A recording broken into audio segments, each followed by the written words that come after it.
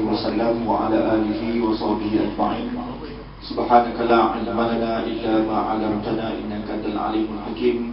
رب اشرح لي صدري ويسر لي أمري واحلل عقدة من لساني يفقهوا قولي. أما بعد، وقال الله تعالى في كتابه العزيز بعد أعوذ بالله من الشيطان الرجيم: إنما يعمر مساجد الله من آمن بالله واليوم الآخر وأقام الصلاة وآتى الزكاة ولم يخشى إلا الله فعسى أولئك أن يكونوا من المهتدين. Masih pada Sakamel, aku sahabat saya lah, dan mengangkat Duta Jakim di PDRM, IPK Puh Perak, dan seterusnya tuan-tuan, puan-puan, muslimin muslimat, adik-adik yang dimuliakan Allah Subhanahu Wa Taala. Jadi pertama sekali saya ucapkan terima kasih kepada banyak kerana sudi dalam ramai-ramai ini saya dijemput lah untuk bersama-sama dengan tuan-tuan dan tuan-puan semua pada malam ini. InsyaAllah moga-moga perjumpaan kita ini dikira oleh Allah SWT sebagai salah satu daripada perjumpaan yang diridai, yang diberkati oleh Allah SWT. Saya dengan Ustaz Kamil ni bukan yang baru. Kami sama-sama lapor diri di ADK pada tahun 2006 setelah kami dihantar oleh Jakim. Pada waktu tu Ustaz Kamil ditugaskan di Tiang Dua Melaka, Muar dulu, lepas tu ke Tiang Dua tu Tiang Dua lain ke Muar, lepas tu Ustaz Kamil ke JKM sekejap, betul kan? KBM, lepas tu ke JKM, lepas tu ke Temeran Highland, PDRM, lepas tu ke Ipoh. Maksudnya banyak tempat lah. Dan saya pula pada tahun 2006 ditempatkan di Jakim. Cerita juga kan sama dia kat depan ni kan, cuba-cuba main ceramah pasal-pasal ni kan.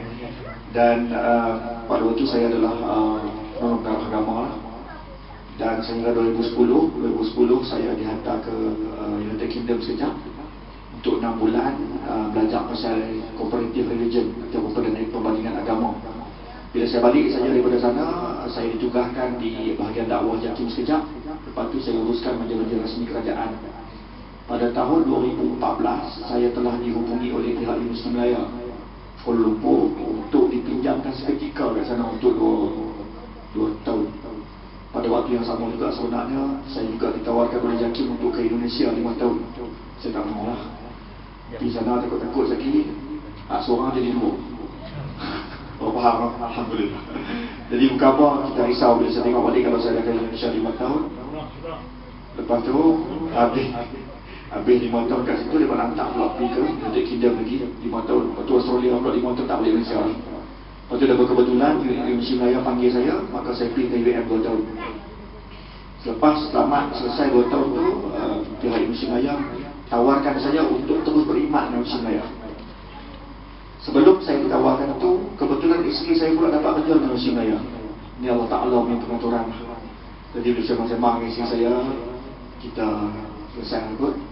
So sampai ke hari ini saya masih dengan Universiti Melayu. Sampai hari ini saya merupakan pegawai agama Islam di Universiti Melayu. Baik, itu jadi, tapi hubungan saya dengan Jakim, hubungan saya dengan sahabat-sahabat yang pernah saya bertugas sebelum ini pun saya tak pernah putus lah. Bahkan dengan agensi kebangsaan yang lama dulu pun saya masih ada hubungan. Baik, tuan-tuan dan puan, muslim-muslimat yang Allah Subhanahu Wa Taala. Tajuk malam ni kalau kita nampak tu tajuk dia macam biasa-biasa aja. Maksudnya tentang pengimarahan masjid ataupun kita panggil sebagai surau lah kalau kita kat sini ni. Jadi sebelum kita pergi jauh, sebenarnya kita kena faham dulu ada beberapa kategori masjid ataupun dipanggil sebagai tempat ibadat di mana kita meletakkan dahi kita sama taraf dengan kaki kita. Dinamakan sebagai masjid. Kalau ikutkan bahasa Arab punya peraturan untuk membentuk kataan, sebenarnya dia tak jadi masjid, dia jadi masjid. Sebagai contoh, katabah tulis, maktabun meja, maktabah perpustakaan. Dia tak panggil maktib, dia panggil maktab. Tetapi masjid, kenapa dia tak panggil masjid? Takut jadi sajak, bukan. Dia tak panggil masjid, dia panggil masjid. Kenapa di situ dia letakkan baris kasrah dekat bawah? Sampai ke tahap tu ulama sembang, ulama bincang.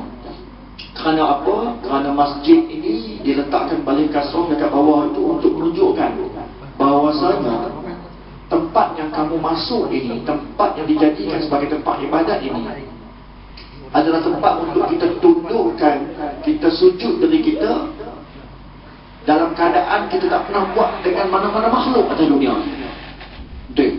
Tak pernah buat. Untuk agama Islam, satu-satunya masa dahi kita ditundukkan sama taraf dengan kaki kita adalah ketika mana kita sujud kepada Allah. Maka di situlah manusia berada di dalam paling hamba sekali. Maka sebab itu tak panggil masjid, dia panggil sebagai masjid. Ini kita sembang pasal perkataan dulu, nak cerita ya ni. Sebab itu bila kita sebut masjid saja, di situ akan rasa kehambaan kita pada Allah Subhanahu wa ta'ala. Baik, kita balik pada kategori masjid. Yang pertama sekali dinamakan sebagai masjid-masjid aula ataupun masjid-masjid utama. Ada 3 masjid utama dekat dunia ni. Yang pertama Masjidil Haram, bagus pandai. Yang kedua Masjidul Nabawi. Yang ketiga baru Masjidil Aqsa. Manakala dengan kata lain tidak boleh kita bandingkan pahala sembahyang kita di masjid-masjid lain untuk samakan dengan masjid-masjid tiga-tiga ini. Kerana tiga-tiga masjid ini telah dinyatakan, bahkan disebut jelas dalam Al-Quranul Karim. Ini kategori masjid yang pertama. Yang kedua dinamakan sebagai masjid jami'. Masjid jami' ini masjid-masjid yang diwujudkan di seluruh dunia berdasarkan mazhab-mazhab yang tertentu, adat-adat yang tertentu. Semua dipanggil masjid jami'. Dan bawah pada itu dipanggil sebagai Musalla Al-Aid, ataupun kawasan-kawasan lapang yang telah diiktiraf oleh pihak kerajaan untuk dijadikan solat hari raya yang selain pada masjid. Cuma kita di Malaysia kita tak buat. Sebenarnya untuk solat hari raya bagusnya kita buat di padang ataupun di kawasan yang lapang, bukan di masjid. Tetapi bila di Malaysia ni sebab kita mewah dengan masjid, maka bila buat kita lapang orang kita pelik pula. Kenapa tak guna masjid? Masjid Sallallahu Alam. Sebagai contoh Masjid Shah Alam boleh muat 5,000 orang, Masjid Negara boleh muat 3,000 orang, Masjid Negeri boleh muat lebih 2,000 orang. Maka tidak ada keperluan untuk kita wujudkan satu musola al-aid ataupun musola khas yang kita iktiraf mana-mana padang untuk kita jadikan sebagai tempat solat hari raya. Khas tu hari raya saya. Kalau kita pergi negara lain dia pacak dia musola al-aid letak restoran. Dan yang keempat taraf dia surau-surau ataupun musola-musola kita ini dipanggil sebagai musola al-hayy. Musola al-hayy adalah musola-musola ataupun tempat-tempat solat yang telah diwujudkan atas keperluan setempat. Tidak boleh didirikan solat Jumaat, tetapi boleh didirikan solat-solat yang lain macam biasa. Cuma di Malaysia ini, terutama di Kuala Lumpur, ada satu lagi musola khas dibina, dipanggil sebagai surau Jumaat, iaitu mana-mana surau yang tidak bertaraf masjid tetapi dibenarkan untuk buat solat Jumaat kerana populasi penduduk Islam di kawasan itu terlalu ramai. Sebab nak bina masjid ini, dia dalam mazhab Syafi'i dia ada jarak-jarak tertentu. Maka dibincang oleh para ulama, jarak lebih kurang daripada 3 atau 5 km tak boleh dalam mazhab Syafi'i. Maka disebabkan tak boleh, itulah diwujudkan satu lagi dipanggil sebagai surau Jumaat di Kuala Lumpur, bahkan di Selangor pun dah mula ada. Ni nak kita bincang, nak kenal dulu surau masjid macam mana sebenarnya. Cuma di Malaysia kita ada lagi lah masjid negeri, kita ada masjid negara, kita ada masjid daerah, kita ada masjid mukim, dan kita ada musola-musola kecil. Sebenarnya kalau kita nak bandingkan dengan agama Kristian, lebih kurang saja dari segi hierarki. Maksudnya kita dengar sama ni gereja ada kan. Sebenarnya dia ada satu lagi di bawah church, dinamakan sebagai chapel. Chapel ini adalah gereja-gereja kecil yang kita tengok dekat Malaysia ni, yang kadang-kadang tak nampak, betul ke ni? Nampak macam rumah tapi sebenarnya gereja, dipanggil sebagai chapel. Dan chapel ini tuan-tuan dan puan, padri yang ada dekat dalam tu, ilmu dia lebih tinggi daripada padri yang ada dekat church, dekat gereja. Sebab apa? Sebab mereka inilah yang memerlukan dakwah paling hebat sekali. Nak tarik orang. Sebab gereja-gereja besar ni dah ada orang pun. Dah ada orang lebih lah. Sedar ya, tak payah risau memang ada. Tetapi kalau campur-campur lah, campur gereja-gereja kecil ni, dia perlukan untuk tarik, untuk dakwah. Maka dia letakkan padri-padri yang mangkat besar kat situ. Beza dengan kita, hak mana yang 40 juzuk, masjid negeri ya. Kan? Yang surau kecil-kecil ni kadang-kadang tu imam tak tahu. Kalau tolak aku, maghrib nak habis, insya-Allah masuk lah. Tak habis tolak lagi. Tetapi kita di negara Islam berbeza dengan mereka. Itu cara mereka. Bahkan masa saya dekat UK pun sama juga. Bila kita pergi dekat sana, padri-padri besar adalah duduk di surau-surau kecil-kecil ni. Dia panggil sebagai chapel ni. Ini sebenarnya tuan-tuan dan puan, hari ini yang saya nak kongsi adalah apa yang saya rasa saya ada. Saya taklah pandai, tak ada apa pun, cuma saya nak kongsi, nak bagi sama-sama kita faham. Baik, tuan-tuan dan puan, bila kita faham tentang itu, jadi apa bezanya sebenarnya musola dengan masjid ni? Kita masuk ke surau kita boleh buat tahiyat masjid tak? Oh, sudah. Kalau surau Jumaat dibenarkan, bahkan untuk musola kita pun sebenarnya dalam mazhab Syafi'i juga ada bincang yang kata boleh. Sebab ini telah diiktiraf sebagai tempat solat, boleh. Cuma pahala dia tak sama lah, cuma tak boleh itikaf. Yang pertama tak boleh itikaf. Ini memang clear cut. Jangan masuk urusan bulan puasa ni kita buka masjid surau kita awal sikit nak itikaf pun tak boleh. Itikaf memang khas untuk masjid. Yang kedua solat Jumaat. Kukulah hujan lebat telefon Ustaz kami, Ustaz kita buat solat Jumaat ni semalam. Ustaz boleh contoh ke? Tak boleh.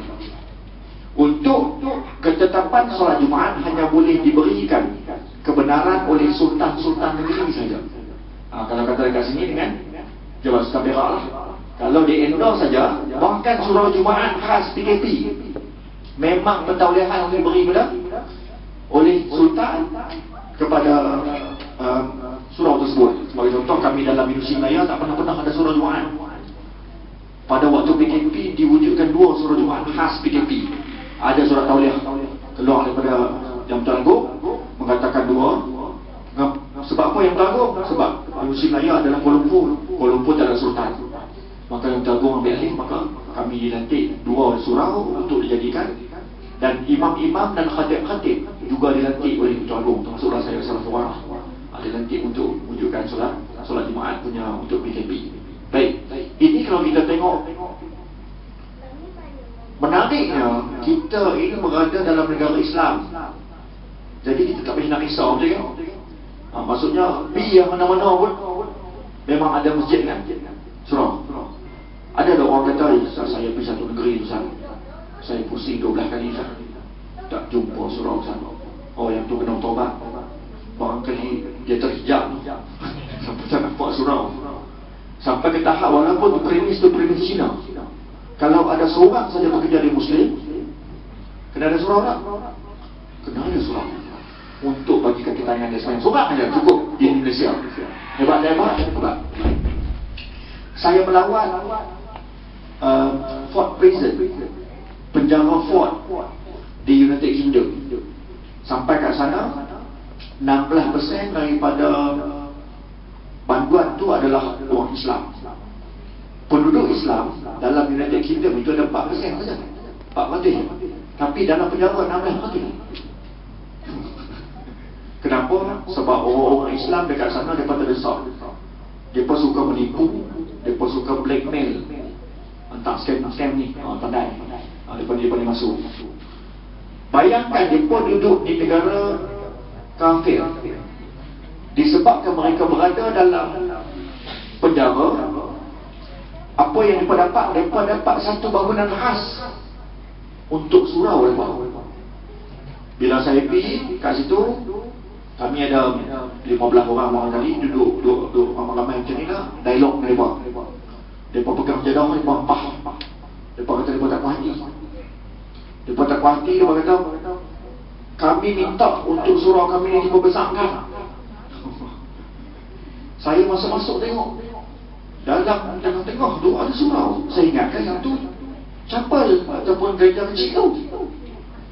Saya tengok, Tak. Kita tak sembahyang Jumaat dalam ni. Sebab siapa yang Jumaat? Kita sembahyang Jumaat dengan dia. Dia khutbah tak macam kita. Dan khutbah dia angkat tangan. Tanya soalan ke khatib. Kalau kita kata dalam sampah nak dia khatib, mampu tak? Tapi sebenarnya dari segi hukum dibenarkan. Bersembang antara kita ni tak boleh. Pernah tak? Bila sebut barang siapa yang tanya soalan kepada khatib, maka kurang kepala Jumaat kita sebut. Dia kata barang siapa yang bercakap-cakap ketika khatib baca khutbah, maka kurang kepala Jumaat. Maksudnya itu bercakap-cakap antara kita dengan kita. Tapi kalau kita berkomunikasi dengan khatib, tak ada masalah. Khutbah saya paling panjang kali dekat penjara Fort. Pada waktu itu diberi oleh khatib itu adalah Dr. Muhammadu. Kami panggil Dr. Muhammadu. Muhammadu ni dia daripada Algeria. Dia bagi khutbah dalam penjara kan banyak mazhab. Segala jenis mazhab ada kan. Maka dia tanya soalan macam-macam. Khutbah Jumaat kami itu sejam 20 minit. Kita kat sini 30 minit masa ada orang keluar masjid. Sejam 20 minit khutbah Jumaat. Duduk debat dengan tok khatib. Dan dia memang cara dia berkhutbah tak macam kita lah. Memang macam ceramah. Jadi kat situ dia lepas pada tu dialog dengan dia pula. Dia tak puas hati, dia minta perjuangan untuk surau dia besarkan. Saya kata kat dia pola sebab semua tutup kan. Kalau orang lain sebut tak boleh sebab di sana kalau kata betul-betul dialog antara Islam dan Islam dia tak kacau. Dia memang tak buka langsung. Dia tak kacau langsung. Kita duduk kita je. Kau nak bos TV ke tak? Jadi dia tanya, saya kata kat dia, bersyukur kamu kata. Kalau kami dekat Malaysia, negara Islam, tak akan ada satu pun gereja khas dalam penjara. Ada ke? Kau dah pernah dengar? Penerangan jam tiba-tiba buat satu gereja khas. Adakah satu kuil khas untuk agama lain dalam penjara, dalam pusat seperti? Tak ada kan? Memang tak ada satu pun dia. Tapi duduk di negara bukan Islam, kita dapat adakan surau. Hebat tak hebat? Orang Islam nanti hebat. Maksudnya kita memang dah cukup, kita bersyukur ni. Hampa bukan ramai mana orang. Ini dia nak perjuangkan, dia rasa dia tak cukup. Dia rasa dia tak cukup. Kadang-kadang tuan-tuan, bila kita duduk di negara kita tak asal bersyukur. Sebab kita rasa mewah. Bila kita duduk kat tempat orang, baru kita nampak betapa susahnya. Nak semayang pun susah. Satu ketika di sana waktu zuhur dah nak habis dah. Seorang ustaz ni, ustaz dia datang Muslim Perak. Kami pergi 15 orang satu Malaysia. Ustaz dia kata dia tak boleh juga. Saya kata dia tak apa, kita boleh jamak. Janganlah semayang. Sebab tak selamat. Sana tak boleh semayang tu suka, tak boleh, salah.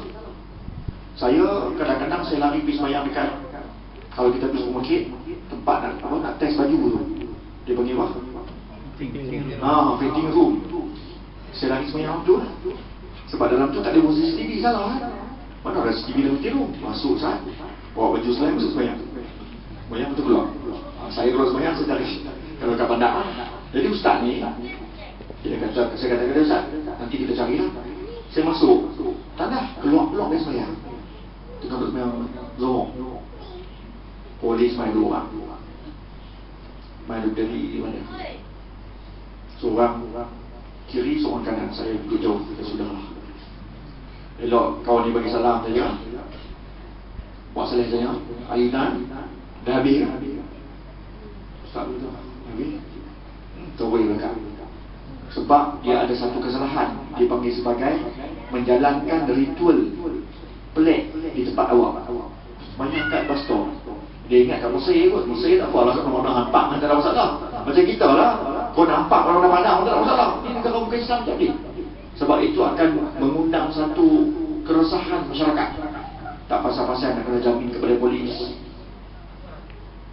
Kita tak rasa orang tutup kat sini. Kita rasa kita aman. Dan saya dengar kata surau ni antara yang sebelum ni dia tenggelam sekejap, lepas tu dihidupkan semula. Saya rasa memang sepatutnya dihidupkan, bahkan kena tubuhkan. Jangan bagi-bagi. Sebab kita dalam negara Islam, Qantas ni berapa orang yang bukan Islam? Ada ke? Tak sampai 10 orang. Berapa unit semua? 140 penuh. Tak sampai 10 orang. Tapi kita tak ada surau. Contohnya lah, masa pelik lah. Saya kat sebenarnya pegawai agama. Saya satu-satunya pegawai agama, tuan. Saya nak beri tajuk ke tak tajuk, saya nak beritahu cerita. Sebenarnya kita kena bersyukur dengan surau ni. Kita ingin marah ke betul-betul sebab apa? Saya duduk kat Indonesia Melayu, kita ada 13 surau college, asrama. Kita ada lagi 19 fakulti, semua ada surau. Maksud kita ada lebih kurang dalam 31 atau 32 surau, termasuk surau pejabat semua. Satu hari, wakil Persatuan Kristian belajar, wakil Persatuan Buddha dengan wakil Persatuan Hindu mai jumpa saya. Mai jumpa saya, dia nak minta untuk satu bilik khas untuk dia sama-sama kongsi untuk dia beribadat dalam UM. Dia kata kami minta satu saja bilik untuk kami kongsi tiga persatuan ni. Takkan tak boleh, dia kata. Dekat UM ni ada lebih kurang 30 lebih surau. Saya minta satu saja. Kita boleh bagi ke? Kita tak boleh bagi. Kenapa kita tak boleh bagi? Sedangkan dia nak beribadat. Katalah tiba-tiba, katakan ada 10 orang, katakanlah semua agama Hindu dah ni. Dia minta satu bilik khas macam ni, kecil, dapat kita separuh ni, nak jadikan kuil je. Boleh bagi tak dia? Tak terjawab orang. Ish, takkan tak bagi kot, dia pun akan minta benda jahat. Lagi pun pada dia duduk. Baik dia ada satu bilik, senang kita nak kawan. Baik. Sebenarnya dalam negara Malaysia tak boleh. Untuk bina satu rumah ibadat yang bukan masjid, maksudnya untuk bina satu rumah ibadat bukan Islam, tak kira lah kuil kan, church kan, sinagog kalau tak ada kan, ataupun yang rumah orang Sing tu, macam masjid kita tu kan, Gurdwara. Dia ada dua syarat paling utama. Yang pertama, penduduk di sekitar itu memang ramai agama tersebut. Yang kedua, hanya boleh dibina atas tanah persendirian sahaja. Ini tanah siapa? Tanah kerajaan. Boleh bina tak? Tak boleh. Itu je lah saya jawab. Dan peraturan ini dibuat oleh siapa? Oleh JAKIM bersama dengan Kementerian Perumahan dan Kerajaan Tempatan. Dan waktu dibuat undang-undang ini, saya antara yang terlibat langsung. Nasib baik. Bayangkanlah kalau budak-budak 3 orang macam main buah saya. Boleh, takkan tak boleh. Peraturan tu kita buat. Sebab itulah sebenarnya lepas pada tu kita dapat kekang, supaya rumah-rumah ibadat bangsa agama lain ini tidak boleh dibina kecuali atas 2 syarat. Yang pertama, kawasan itu adalah kawasan agama tersebut. Okey, kawasan ini ramai, berapa ramai? Okey, ada alat tanah persendirian yang nak diwakafkan oleh orang agama tersebut? Tak ada, tak boleh buat apa, kerajaan tak akan bagi. Ada, ada bagi. Boleh buat, tak ada masalah. Dan keluasan juga mesti dipantau oleh pihak kerajaan. Kita kalau ada surau nak renovate bila-bila okey tak? Tak ada masalah. Bulan puasa lah yang paling pada surau akan minta bajet, sebab ramai. Bulan puasa tu dia penuh dia bergerak 5 hari pertama kan. Lepas tu harui 10 hari terakhir dengan Tok Imam, Tok Bilal, Tok Siap. Tu pun tikah 3 orang ni. 3 malam sebelum raya hujung. Mewah tak mewah orang Malaysia ni dengan masjid surau? Mewah. Mewah kita ni adakah semewah aktiviti yang ada dalam masjid surau? Belum tentu. Betul tak? Betul kan? Surau kita kecil tak ada masalah, tapi aktiviti kita kena kuat. Aktiviti nak kuat, ukhuwah kena kuat. Kalau kata ukhuwah kita tak kuat, tak boleh. Surau adalah satu syiar. Apabila satu surau itu dibina,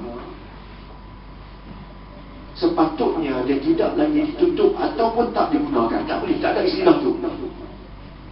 Macam tak logik. Dengan kata lain, katakanlah satu hari nanti mungkin Ustaz Kamil akan pindah ke tempat lain. Sebelum nak dapat pengganti Ustaz Kamil kena lantik salah seorang dulu di kalangan jemaah ini untuk mengetuai pengimarahan surau ni. Bukan imam, tak semestinya imam. Pengimarahan surau. Maksudnya dia lah yang bertanggungjawab nak pastikan surau ini hidup, nak pastikan azan 5 waktu itu berkumandang, nak pastikan aktiviti surau yang selama ini dibuat dapat terus dibuat, nak pastikan aktiviti ini terus dibuat bahkan lebih hebat.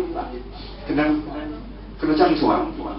Mana tahu kalau Ustaz Kamil nak kena pindah duduk Sarawak kita tak tahu, kena doa je. Mana tahu kan, kita tak tahu. Kena duduk jaga masjid negeri ke kan? Tengok muka tengok siapa kan yang tak jaga orang belajar orang kenal. Sebelum dia pergi ke sana, dia kena lantik seorang-seorang yang dia percaya untuk mengimarah. Itu yang pertama kena buat. Yang kedua, saya happy duduk. Saya happy. Bila kata saya happy tu, saya bahagia bila sampai kat surau ni. Budak-budak rasa seronok tu kat surau. Budak-budak rasa dia seronok. Dia rasa surau di tempat dia. Surau yang sama, saya kat Kuala Lumpur, saya tak suka bagi ceramah kat masjid. Banyak peraturan. Subuh. Kalau pergi saya tak, saya bagi ceramah kat surau-surau. Yang pertama tahu dia. Yang kedua, dia tanya orang, Ustaz Sati mana? Oh, Jam. Semua ni cerita aku semua. Satu hari saya dihubungi satu masjid lah. Dia kata, Ustaz saya dah tengok Ustaz punya kuliah. Saya buat dengan Ustaz online, tapi dalam YouTube semua lah. Tengok Ustaz dia baca ramah tempat saya lah. Saya cakap ke masjid ni, cakap boleh buat ni baik-baik. Saya rasa gaya masjid ni. Dia cerita apa dia dah. Saya kata tak boleh tajuk apa. Masa tu Isra' Mi'raj. Dia kata cuma boleh lah, sikit-sikit tu boleh lah, tak ada. Lepas tu esok dia telefon balik, Ustaz minta maaf Ustaz, nak tanya dulu. Ustaz baca dulu. Allah. Saya kata ni ceramah pagi ke ceramah masjid? Kalau Ustaz pengusi ni dia ni sikit. Kalau pagi A ni boleh B ni, kalau C ni dia tak boleh sikit. Saya rasa undi kan rahsia. Saya nak bagi Isra' Mi'raj, nak ceramah pagi ni. Lepas tu senyap.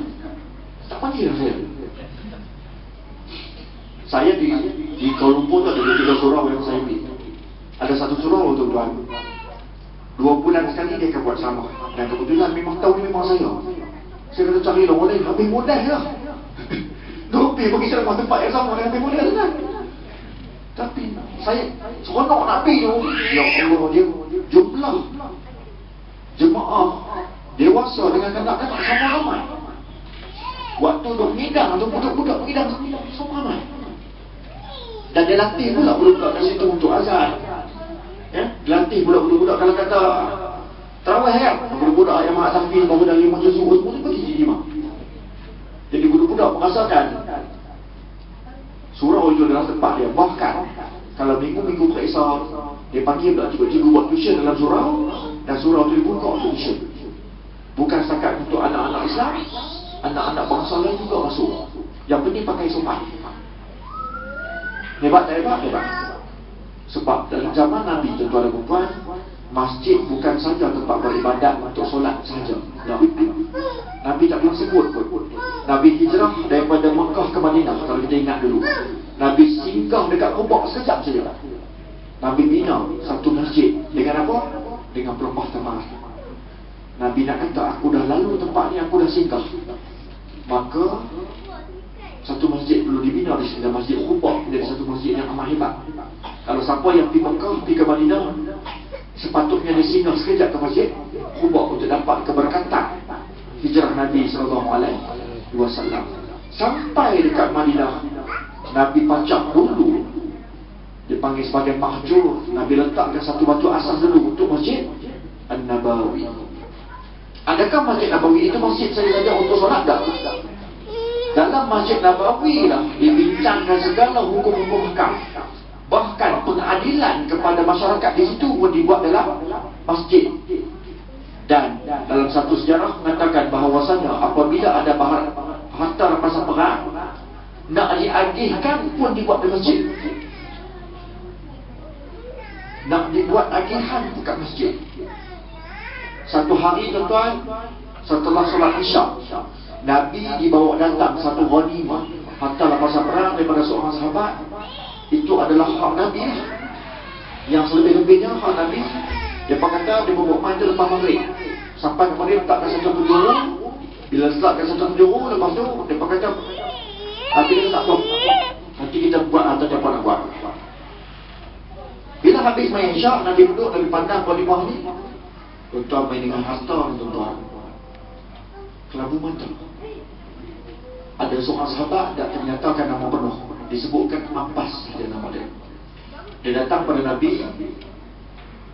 Dia katakan Nabi, "Ya Rasulullah, aku lebih berhak dalam harta ghanimah dalam masjid ni." Nabi pandang dia, Nabi kita tak boleh ambil. Dia ambil, dia angkat, tak cukup tangan. Dia kata, "Ya Rasulullah, boleh tak hantar orang terlentak sikit nak lebih ni?" Nabi kata tak boleh. Kalau macam tu boleh tak gua balik dulu, aku patah balik ambil. Nabi kata tak boleh. Kalau macam tu susah sangat, Rasulullah nak tolong aku, tolong angkat atau tak? Nabi kata tak boleh. Nabi kata kat dia, angkat yang mana kamu mampu angkat saja. Dia angkat sungguh-sungguh tak kat mana dia boleh.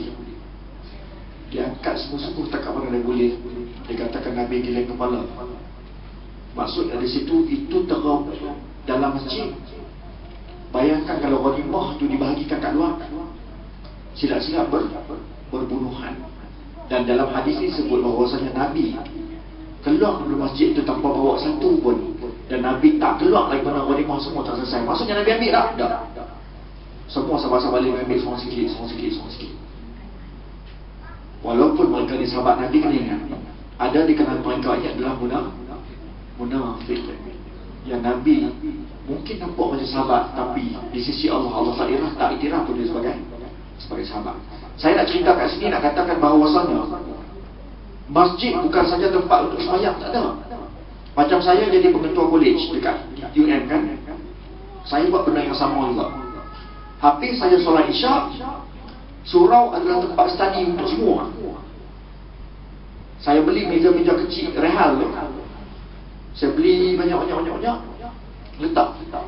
Cuma dengan syarat, kalau kata bangsa lain nak masuk study, mesti kena berpakaian sopan. Kena pakai tudung tak payah, tapi berpakaian sopan. Yang perempuan study dekat ruang perempuan, yang lelaki study dekat ruang lelaki. Tuan-tuan, alhamdulillah 4 tahun saya jadi ketua dekat situ. Setiap tahun ada seorang masuk Islam, paling kurang seorang. Maksudnya kadang-kadang ada 2. Adakah asbab? Saya anggap asbab tu lah. Bila dia tengok rupanya, dia kata masjid ni, surau ni friendly, tak ada masalah. Cuma mereka yang rasa takut. Betul kan? Mereka rasa macam surau ni, masjid ni terlalu suci sampai kita mereka tak boleh masuk. Tuan-tuan, saya nak cerita bagaimana saya dilayan bila saya masuk church dekat London. Satu hari, saya ni kalau hari Sabtu Ahad saya tak nak kelas, maka saya akan naik bas, saya pusing potongan saya. Saya pusing, saya bawa satu buku masjid kecil lah. Kadang-kadang kita besar juga oleh Allah kata besar ni. Lepas lohong asap, Allah asap pun habis lah. Sudah kata tak jumpa lagi. Lah kali ujung saya nampak satu chapel. Dalam satu hari Nabi kata, semayanglah mana tempat-tempat. Bahkan di rumah ibadat lain pun kalau kata tak ada situ semayang, tak ada masalah. Sebab semua rumah ibadat ada bersih sebenarnya. Betul kan? Kita pergi bersih tak? Bersih. Kita pergi bukan nak sembah tokoh ni tak? Saya kata tak ada pilihan. Saya nak semayang, tak dapat pergi jalan, tak boleh, salah. Dan saya sampai saja, ada seorang padri itu tengah sempah depan. Dia katakan, Assalamualaikum, brother. Saya tengok, ada aku tulis, aku dia Muslim. Maksudnya, hebat tak hebatnya dia boleh tahu yang kita ni Islam. Dia tanya saya, are you lost? Dia kata, hang ni sesat ke? Dia kata, no, father. Actually, I want to pray, but I cannot find masjid near this area. Dia kata, saya semayang ni, tapi nak tempuh masjid. Oh, dia kata, no problem, tak ada soalan. Kami memang ada satu bilik khas untuk agama-agama lain yang tumpah semayang. Saya kata, ya, dia ni, kita kan dengan holy water punya dari tukar ni. Kita ni teruk yang kira kita semua. Saya masuk bila dia nampak saya, dia duduk, dia macam wayang. Air mineral. Oh, kita tengok air mineral kan, punggah kan. Dia kata buat saya, don't worry, dia kata, this is not holy water. Dia beri kita. Maksudnya kita takut dengan dia. Saya kata kat dia, tak apalah, lepas ni kita minum. Kata, saya nak solat dulu. Oh, tak apa. Masuk satu bilik tuan, kecil dah. Dia 1/4 dari bilik ni lah. 1/4. Dia letak sejadah. Dia kata cek balik lah. Kok kiblat salah, dia kata. Saya letak kompos ni tak lari 1 darjah pun. Hebat tak dia? Kita kadang-kadang orang tanya kiblat, ikut. Sini tak apalah, boleh lah. Betul tak? Kita mati pula tak? Dia mati pula. Di depan kiblat kita ni tak ada apa, kosong. Di belakangnya ada toko kecil, kan? Ada agama-agama lain, tapi depan kiblat kosong. Bila saya cek kiblat betul. Lepas tu dia letak pula Quran kat sebelah. Letak Quran kat sebelah. Dia kata, take your time. If you want to read the Quran after praying, it's your time. Disuruh dia kata untuk gunalah kita. Saya buka Quran cari dalam surah kan, ada surah-surah black-black. Kadang-kadang kan kita takut kat scammer kan. Punyalah tak percaya. Tak, memang betul Quran betul. Siap ada job lagi Saudi Arabia punya. Maksudnya dia tak buat raya kat kita. Tuan-tuan, mula-mula dia beli dulu kita. Lepas tu baru dia nak pancing kita. Habis saya semayang. Dalam kita semayang, kita duduk baca Quran. Dah baca Quran sekejap. Tunggu terus maghrib. Habis semayang maghrib, sana setiap musim panas. Maghrib pukul 9 malam. Habis pukul 9 malam tu, saya pun keluar letak dinner siap. Makan malam ni dengan nasinya, dengan kambing semua kan. Oh, dia kata, dia risau, dia kata, dia pergi kat kedai Arab, dia kata kat depan seberang jalan tu dia lah. Kita makan sama-sama. Manusia kita nak tarik dengan apa? Makanan. Kita tonton, cuba try. Saat kami cuba try. Buat satu poster ceramah perdana makanan disediakan, dengan satu lagi poster makanan perdana ceramah disediakan. Agak-agak mana orang aman? Makanan perdana ceramah disediakan. Tapi lah, yang penting orang dekat ceramah je lah. Tak apa. Maksudnya di situ memang macam tu kaedah manusia ni. Tak kisah dengan bangsa apa pun, manusia mesti diikat dia dengan makanan. Betul tak? Yang kedua, servis makanan. Dia sampai tengok kita pun lapar juga tuan. Saya pun makan. Sambil makan ni tuan. Masa tu di Malaysia, isu apa? Isu kalimah Allah. Waktu sepi 2010, isu kalimah Allah yang dibicarakan di mahkamah tak selesai lagi. Ingat, isu yang Bible nak menggunakan kalimah Allah. Masa tu nak digunakan di Semenanjung, Sabah Sarawak memang dah lama dah guna. Yang dia nak guna dekat Semenanjung Malaysia, masa tu kat mahkamah tinggi tak selesai lagi. Saya waktu tu pergi umur 2010, 24. Saya 24 tahun. 24 tahun kanyak ni muda je lah pergi ni. Kanyak tahun lah. Duduk-duduk dia tak buat. Are you alert about the issue of Allah words in Bible kat Malaysia, Indonesia. Dia kata tahu lah pasal isu kalimah Allah kan. Tahu ke tak? Kenapa orang Malaysia kena ikut sangat? Kenapa tak bagi kami guna kalimah Allah tu dalam Bible? Nampak tak? Mula-mula dah bagi kita makan. Saya kata, boleh hilang sedia baru. Lepas tu, makan. Duduk, tanya saya main mana kan. Saya kata, datang mana? Saya datang belajar. Dia tanya orang soalan. Dia tanya soalan semua ada sebab. Bila saya jawab soalan, saya rasa awak ni bukan student kan? Sebab cara cakap bukan kerja. Tu saya pun cakap tu terang, saya ni wakil kerajaan. Mari dekat sini untuk buat dialog antara agama. Oh, so dia kata you are scholars? Kata hanya ulama lah. Baik dah, dia kata ulama. Saya bukan ulama. Tidak apa. Dah boleh makan semua. Dia punya pembantu dia tu main tak pula teh. Teh semua. Maksud dia gaji. Orang Melayu ni kalau makan, lepas makan tu ada pula teh. Dia panggil teh perambat. Teh perambat. 20 orang lah bos kan. Teh perambat sampai. Maksudnya lepas dia balik lah. Teh sampai dengan biskut sikit duduk, kita sembang. Dia tanya saya balik. Kenapa tak boleh kata? Kita kan sama-sama. Yang kita ada beza ialah kepercayaan antara Nabi Muhammad ada tak ada. Dia kata Allah sama. Saya kata kat dia, Father, kami kat Malaysia majoriti orang Islam saja. Kalau kami mula benarkan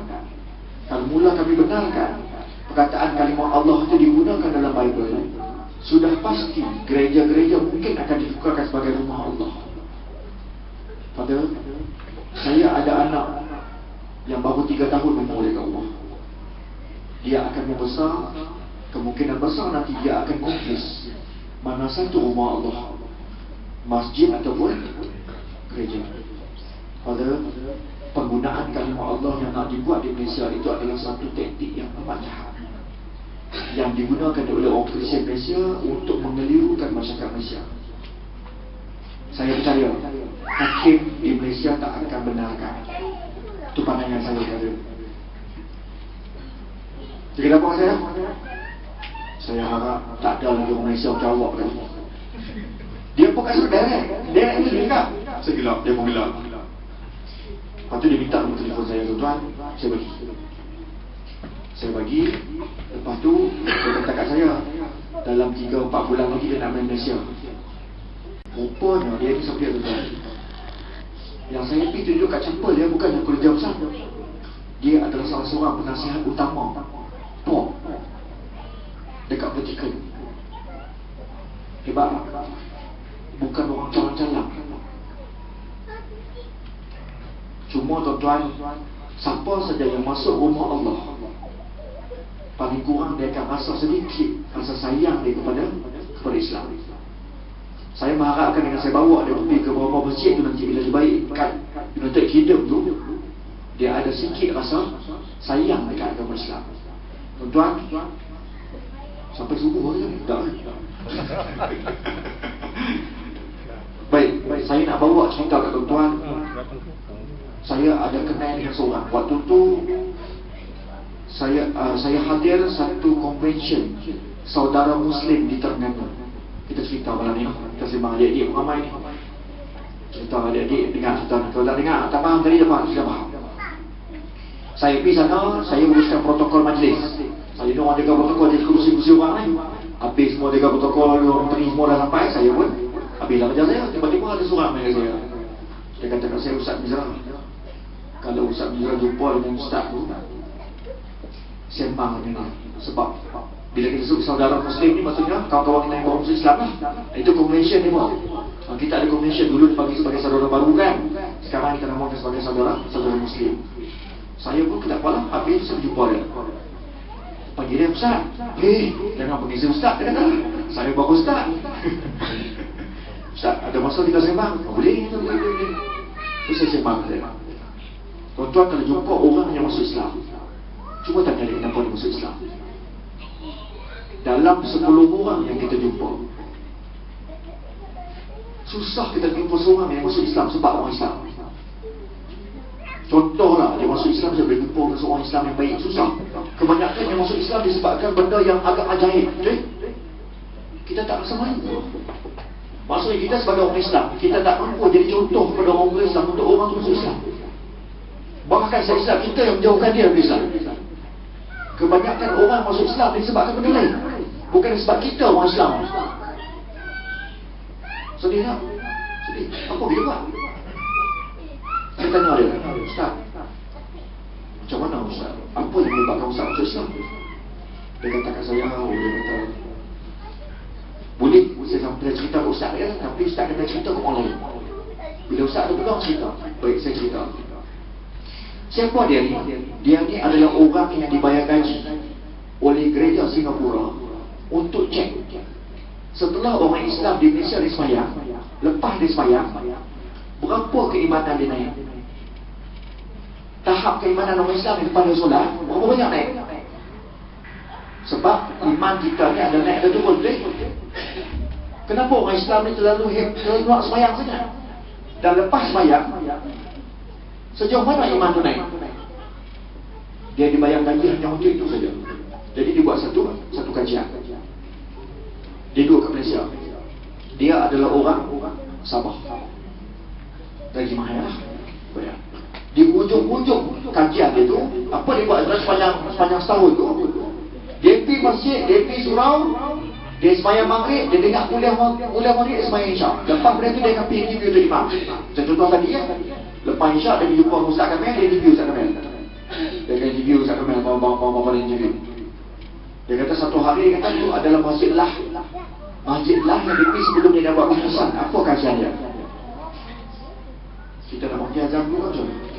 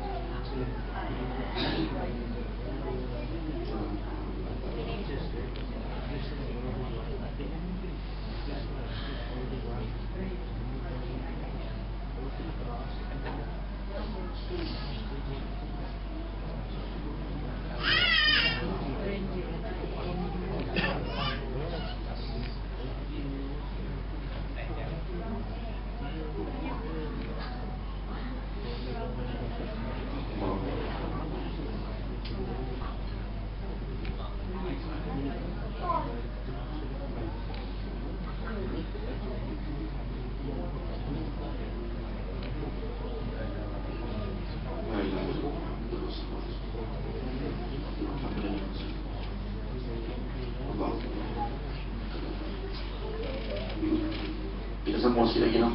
Mari jauh-jauh ni. Berikut saya sampai subuh. Baik. Bila kita tanya dia, saya tanya dia macam mana dulu masuk Islam. Dia cerita macam tu. Dia kata dia pergi satu last time surau yang terakhir, masjid yang terakhir. Dia masuk, dia kata dia sembahyang maghrib sama orang lain macam biasa. Bayangkan setahun ni. Setahun, setiap malam dia akan pergi masjid yang berbeza-beza untuk dia sembahyang. Dan dengar kalau ada kuliah maghrib dia dengar lah. Kalau tak ada lah tu boleh sampai isyak. Lepas isyak dia jadi pulang untuk imam.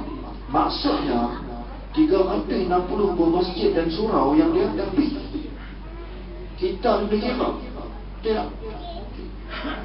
Dan akhirnya dibalik dekat Kuala Lumpur, tapi semua satu Malaysia ni dah dekat Kuala Lumpur. Lepas maya maghrib tu ada kuliah yang dibuat. Kuliah itu adalah kuliah yang disampaikan oleh seorang ustaz berkaitan dengan wudu. Dia kata dia dah dengar banyak kali sangat ada permulanya wudu itu maka meletakkan air ke tentu semua okey lah. Dia dengar. Dia kata dia baca tak ada apa. Okeylah dia dengar dah. Habis itu bila dah selesai saja solat Isyak, dia berjumpa yang Tok Imam ni. Dia kata umur dia dah agak tua. Maksudnya mungkin dalam 60-an, 70-an. Dia jumpa dengan Tok Imam. Dia kata Tok Imam, Tok Imam kata, dia kata Tok Imam, lagi lepas sembahyang solat Isyak semua Tok Imam boleh.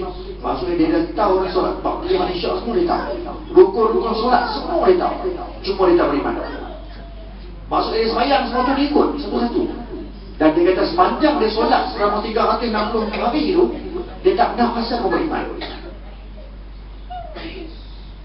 Tak pernah rasa pada tak ada seorang pun dia kata orang Islam yang dia jumpa yang menyebabkan dia rasa nak beriman pada Allah untuk beragama Islam. Tak ada, dia kata. Malam tu dia kata ada turning point untuk dia.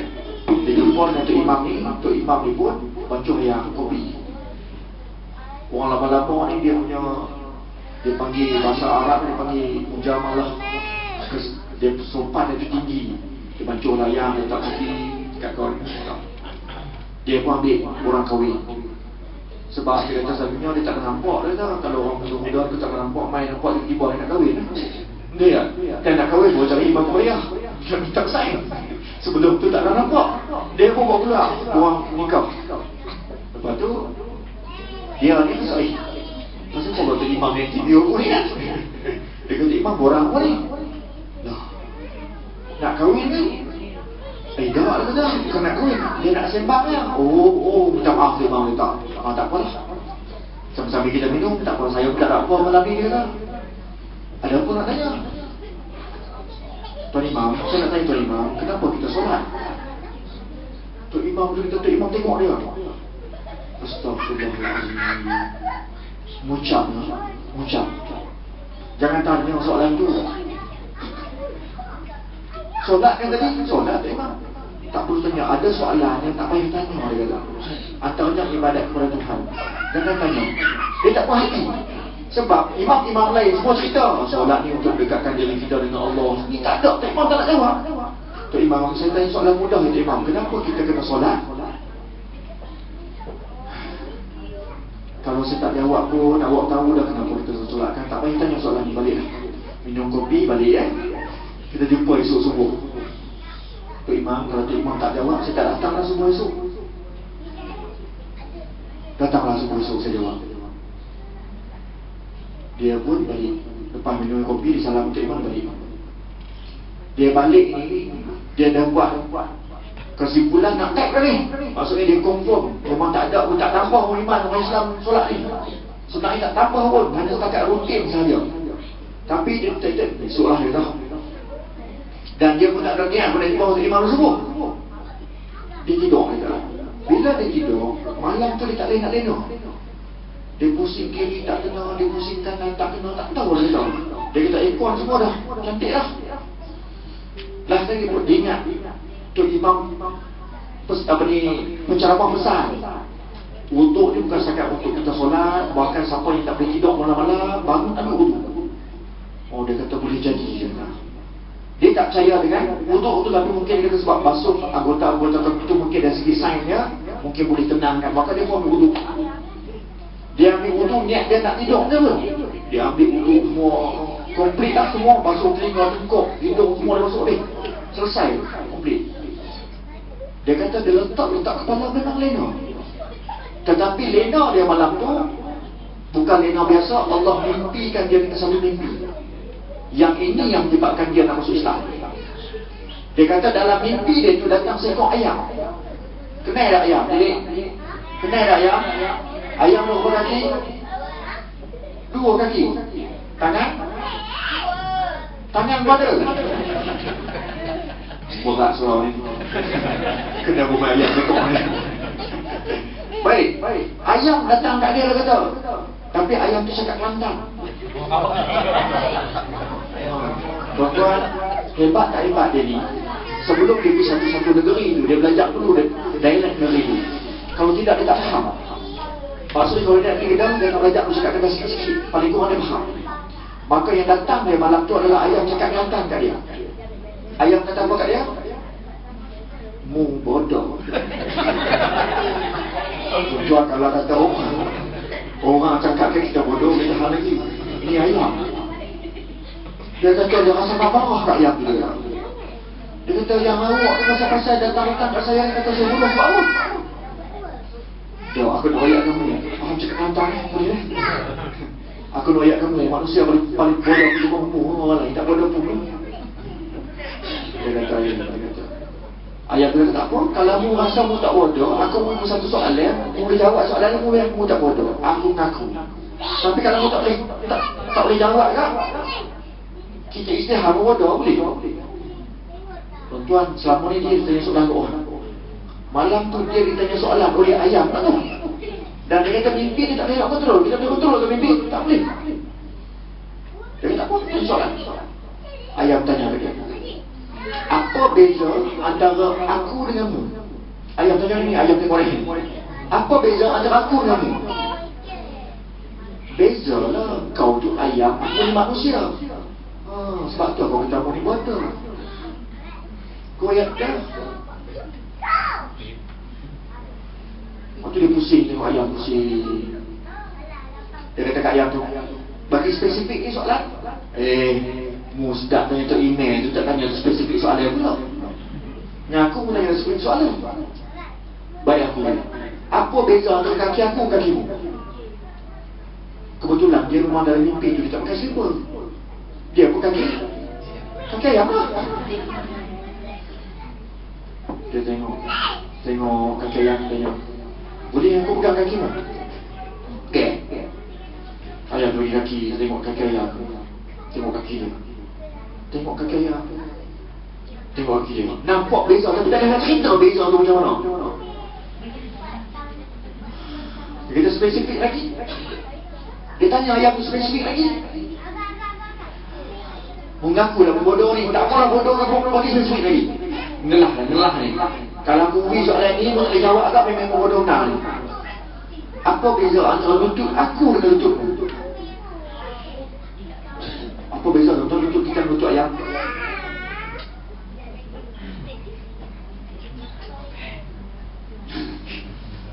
Apa beza antara lutut kita dengan lutut ayam? Betul. Tapi dia tak ada jawab. Dia kata, tak apalah, memang bodoh lah. Dia tak puas hati bila dia tak ada jawapan. Tak apa, aku mengaku aku bodoh, tapi dia kata, tolong beritahu aku, apa beza dia? Kalau aku bagi jawapan dia, mungkin dah bagi cakap aku sebab apa jawapan dia? Tak apa. Dia bagi jawapan, tak ada sebab lagi. Ayah kata, mu cuba bagi. Lutut aku ni, Allah ciptakan bengkok dari belakang. Betul tak? Lutut ayah belakang kan? Lututmu tu diciptakan oleh Tuhanmu untuk bengkoknya ke depan. Apa kan? Dia tak jawab langsung lah. Allah ciptakan aku lutut bengkok ke belakang sebab nak urai telur. Mudah nak turun dari telur, mudah. Nak bangun pun mudah. Kalau tidak, aku kena rasa proses hukummu. Rasa proses hayamu. Pandai ya. Lepas tu dia tanya, habis tu lutut aku ni? Lututmu Allah ciptakan bengkoknya ke depan supaya mudah untuk mu sujud kepada Allah. Tapi selama hampir setahun mu sujud kepada Allah, mu main-main dengan ibadat tersebut, jumpalah dalam neraka. Pun dia bangun tidur lagi. Dia bangun saja tidur pun perlu dia menggigit. Dia tahu rasa tak tenang. Dia tengok-tengok jam pukul 5 pagi. Dia terus start kereta dia. Dia pergi ke masjid yang sama. Allah tunaikan janji dia kepada imam tu nak jumpa kan? Tuan imam. Padahal dia tak niat tu. Dia sampai tu imam ni main dengan motor. Nampak dia turun kereta. Tu imam dia kunci motor. Dia pergi ke tu imam. Dia minta kunci pagar masjid dan suruh buka. Tok Imam kata pelik budak ni. Dia tanya budak tu, mari subuh ni nak tanya soalan semalam ke? Tak, Tok Imam, Alhamdulillah. Sebab Tok Imam dah dengar jawab. Tok Imam tu bagi dia buka pada masjid, dia ambil uduk. Dia kata, Ustaz, pagi tu dia ambil uduk, dia bukan setakat basuh tapi dia gosok. Sebab dia rasa dosa dia terlalu banyak. Dia gosok-gosok Tok Imam, tengok dia, Tok Imam tegur dia. Tak perlu gosok, kita di mazhab Syafi'i. Mazhab Syafi'i ni kita lalukan air. Kalau mazhab Maliki yang kita kena gosok-gosok, tak payah. Dia buat ambil uduk, ambil. Tok Imam tu nampak muka dia tak tenang. Tok Imam tarik dia duduk belakang imam. Dia kata, saya ditarik Ustaz oleh imam tu duduk belakang imam. Saya kata, ada betul imam, datang oleh imam. Tak apa, saya tak batal wuduk dengan Islam. Dia duduk belakang sembahyang. Kata imam, imam habis wirid semua selesai dah. Dia masih lagi dalam sujud terakhir. Dia tak bangun lagi. Tok Imam dah pusing, tak takut dia habis nyawa. Tok Imam panggil orang masjid, 3 orang. Sentuh dia, nampak kenapa tapi duduk seduh. Sebab dia apa? Dia menangis. Dia kata, Ustaz, waktu tu saya menangis, Ustaz. Saya tak tahu saya menangis sebab apa. Tapi bila Allah sampaikan ayat dekat saya pun dah cukup. Untuk saya berubah. Dia bangun. Waktu Imam tu usap dia, Tok Imam kata apa kat dia? Bangunlah, bagi duduk tarik akhir. Tak apa, tinggal risau, zuhur ada lagi. Tok Imam tak tahu sebab apa kan? Elok dia bagi salam, dia pegang ni Tok Imam. Dia kata, Tok Imam, tolong ajarkan saya kalimah Muhammad. Tok Imam tu terkejut. Habis semalam kamu bukan Islam ke? Bukan setakat semalam, Tok Imam. Dah setahun saya belum Islam.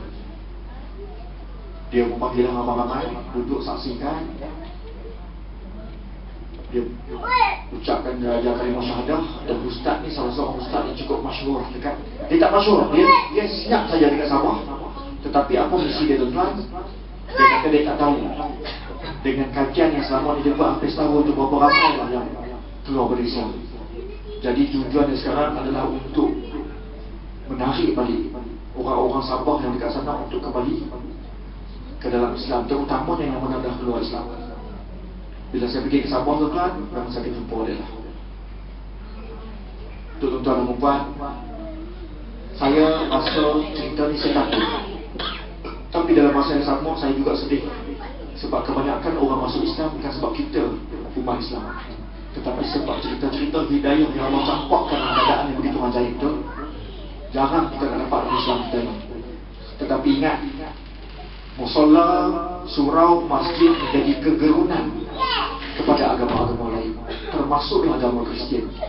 Dia heran macam mana seluruh dunia boleh penuhkan umat Islam pada solat Jumaat. Boleh ada laungan azan setiap waktu.